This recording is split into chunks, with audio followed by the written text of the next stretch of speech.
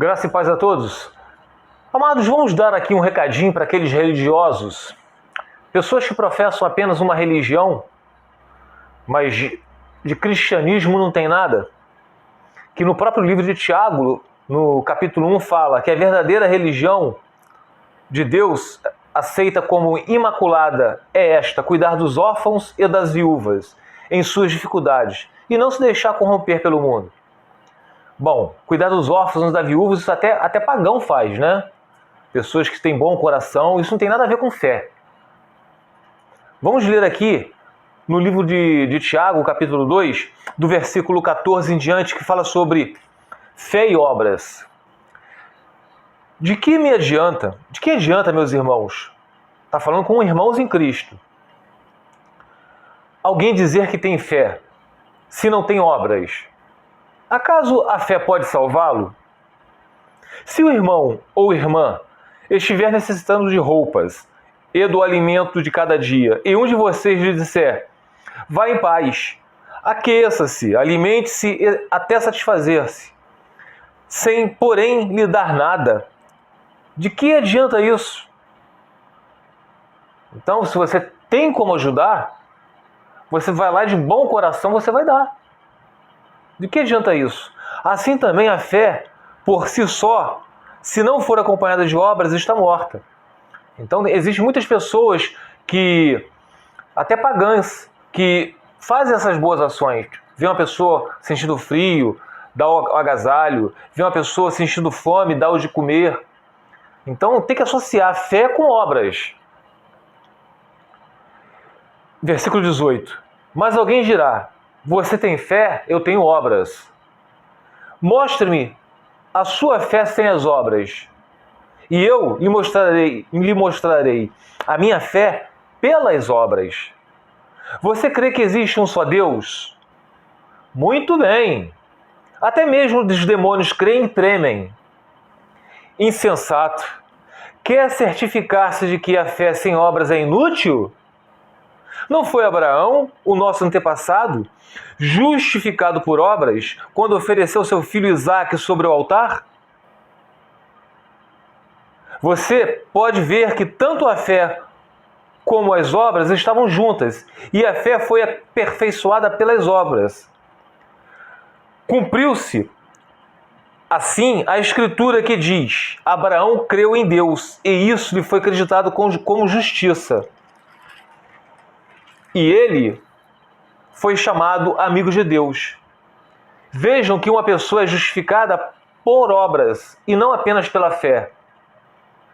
Então, Abraão, vocês acham que ele não sofreu? O seu único filho, que ele esperou durante tantos anos, ele ia oferecer a Deus. Tudo bem que Abraão cria que Deus era suficientemente poderoso para ressuscitar o seu filho. Mas só o simples fato dele ceifar a vida do seu filho, ele estava dando o seu único filho. Isso era uma enunciação do que aconteceria com o Filho de Deus, o Senhor Jesus, que realmente foi sacrificado para os seus filhos. E Abraão ia fazer isso. Mas Deus falou: era só para provar Abraão. Assim, meus amados, é cada um de nós. Vocês dizem: eu tenho fé, eu creio em Deus, eu vou a igrejas, canto louvores, me emociono com louvores, oferto. E eu creio, Wellington. Mas aí você vê pessoas que dizem que creem, aí vocês prestam atenção nas obras delas. São pessoas que o marido ou o cônjuge, vamos falar assim, o cônjuge trai eles ou abandonam, e eles dão o troco fazendo o quê? Se divorciando e casando com outro. Olha as obras dessas pessoas. Então, através dessas obras, a gente vê quem são os verdadeiros filhos de Deus. Abraão sacrificou seu único filho. Quer dizer, foi para sacrificar seu único filho. Ele ia sacrificar, porque ele era um homem que tinha fé no Senhor.